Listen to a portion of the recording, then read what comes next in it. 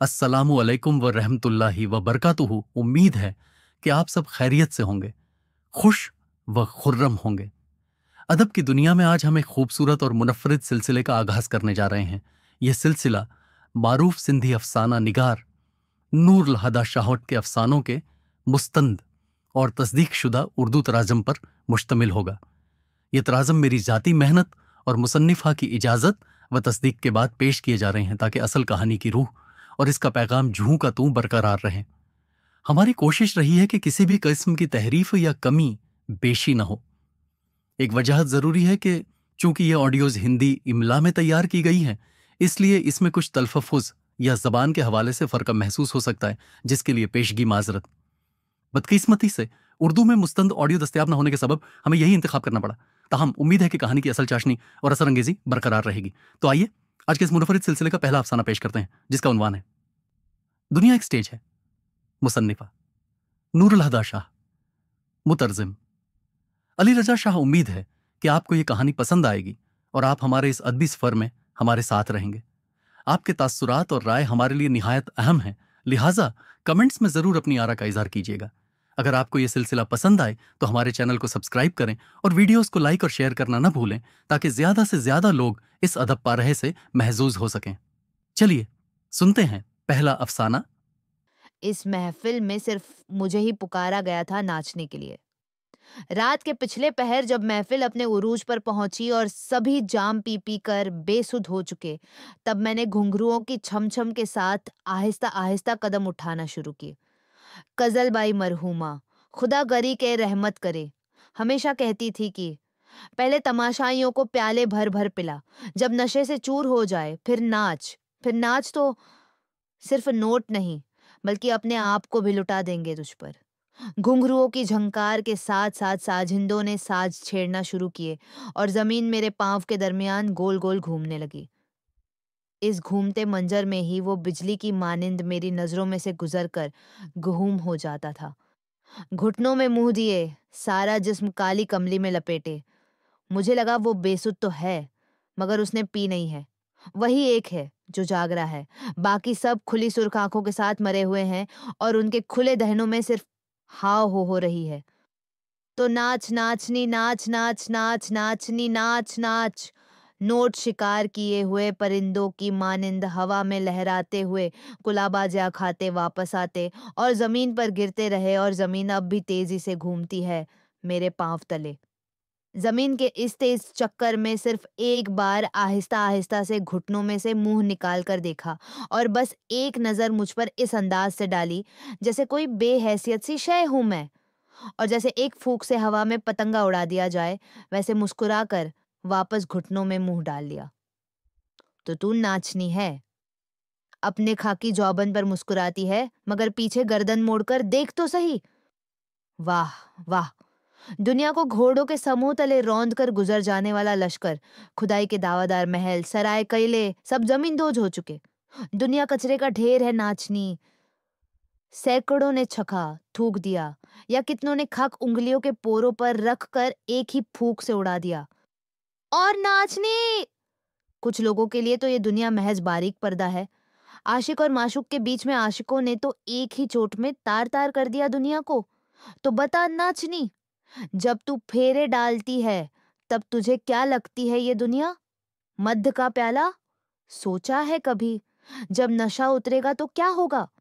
शराब पीने के लिए नहीं होती नाचनी, शराब बहा देने के लिए होती है, और फिर छक कर देख शराब लबों से उतारे जाने का नशा।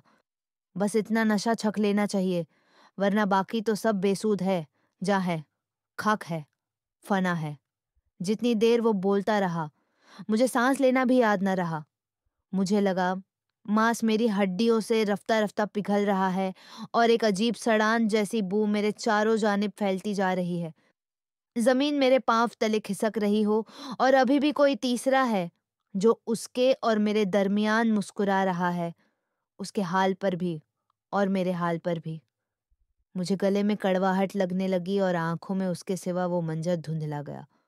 पता नहीं क्यों मैंने जैसे अपना सारा वजूद लपेट समेट कर अपने दोनों हाथों में इकट्ठा किया और उसके हाथ पकड़कर उन पर अपने लब रख दिए थे।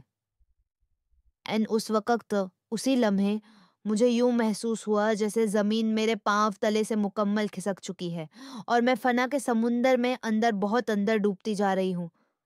کلا باجا لگاتے ہوئے اس کا ہاتھ بھی جیسے تنکے کا سہارا تھا اس سمندر میں، سو وہ بھی ہاتھ سے چھوٹ گیا۔ میری حالت اس شرابی کی مانند تھی جسے اپنا نام تک بھول گیا ہو اور گھر کا پتہ بھی۔ کیسے ٹکراتے ٹکراتے ٹھوکرے کھاتے گھر پہنچنے کے بجائے افضل بائی مرحومہ کی قبر پر آ نکلی۔ یاد نہیں، یاد ہے بھی تو یہ کہ انسورج غروب اور شفق پھیل چکی تھی۔ نیچے چاروں جانب تاحد نظر قبرستان کا پھیلاؤ تھا اور بہت بلندی پر چیلیں اور گدھ چکر کاٹ رہے تھے۔ میرا ماتھا کزل بائی کی بالیں پر تھا اور میں جھاروں قطار رو دی۔ ناچنی چپ تھی تو میں رو دیا۔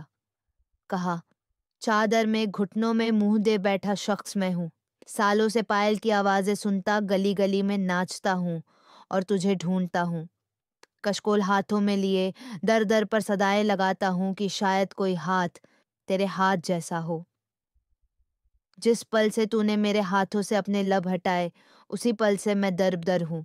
تجھ سے پہلے میں نے اپنی زندگی کے کئی سال مرشد کے قدموں میں بیٹھ کر گزار دیے تھے۔ وہیں سیکھا دنیا کو ترک کرنا اور نفس کے سرکش گھوڑے کو باریک دھاگے سے باندھ کر قابو کرنا۔ لیکن نہیں، انسان کا نفس سکون کے لیے نہیں، انسان کے لیے پاگل ہے۔ دنیا کو تیاگ بھی دیا جائے ناچنی، مگر انسان کو کیسے تیاگے؟ یہ انسان جو کہ محض مٹھی بھر ہڈیوں پر چڑھا ماس ہے، اس کے لمس کی جادوگری تو دیکھ۔ شاخ آگ کا شعلہ بن جائے اور آگ کے شعلے سے سمندر، آگ کا شعلہ بھی ایسا جو کہ سمندر میں بھی نہ ٹھنڈا ہو نہ بجھے۔ اور اسے بھی تو دیکھ ناچنی، انسان کے وجود کے دھاگے تو اپنی انگلیوں پر لپیٹ دیے ہیں مگر اس کے من کو آزاد چھوڑ دیا۔ علمان جب وجود اس کی مرضی سے پھیرے ڈالتا اور من اپنی منمانی کرتا، اس پل انسان جیسے سمرگ بسمل، ہاں کیسے نہیں پر مارتا اور پھڑپھڑاتا، پر بے سود۔ اس دن جب تو نے میرے ہاتھوں سے اپنے لب اٹھائے، تیز ہوا کی مانند یہاں سے نکل گئی تھی۔ اس دن میری یادداشت میں پہلی بار مجھ سے فجر کی نماز کھجا ہوئی تھی اور میں وہاں مرگ بسمل کی مانند سیدھا آ کر مرشد کے پاؤں میں گرا تھا۔ کہا، مجھے آزاد کر، مجھے آزادی چاہیے۔ مرشد مسکرا دیا، جیسے کسی طفل سادہ کی ناممکن خواہش پر مسکرایا جائے۔ فرمایا، آزادی ہے کہاں؟ یہ سب جو کچھ دیکھتا ہے تو یہ انسان کی قید کے مختلف درجات ہے۔ نہیں تو بس قید خانے کی کوٹھی بدل جاتی ہے، قید کا طریقہ بدل جاتا ہے، مگر آزادی تو کہیں بھی نہیں۔ پہلے جہاں قید تھے وہاں تیرے ساتھ اور کتنے ہی قیدی تھے، اسی لیے تو چپ صبر اور سکون سے بیٹھا تھا۔ پر عشق تو قید اے تنہائی کی مثل ہے، بس اللہ معاف کرے، قید اے تنہائی سمجھتا ہے۔ انسان خود ہی تماشا بھی ہے اور خود ہی اپنا تماشائی بھی، کند چھری سے اپنے آپ کو ہی ذبح کرتا ہے، ٹکڑے ٹکڑے کرتا ہے، تڑپتا ہے، چلاتا ہے، مگر قید تنہائی ہے نا، سو کوئی بھی نہیں سن سکتا اس کی آہو بکا سوائے اس کے جس نے اس کے لیے یہ قید مقرر کی ہے۔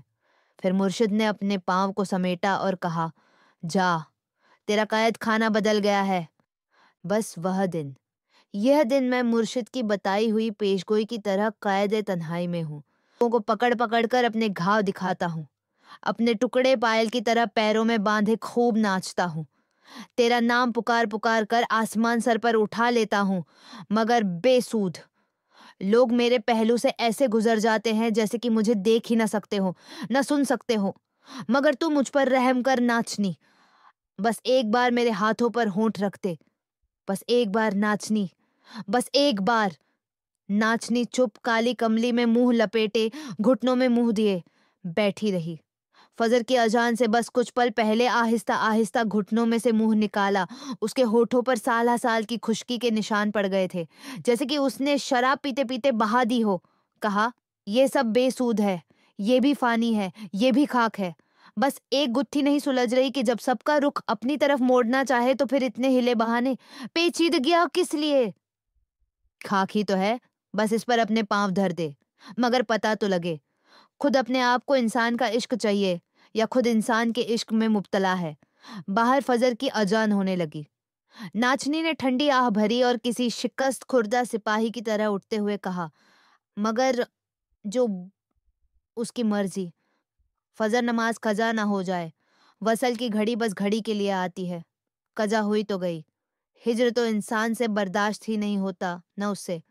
नाचनी ने पांव उठाए और स्टेज से उतर गई।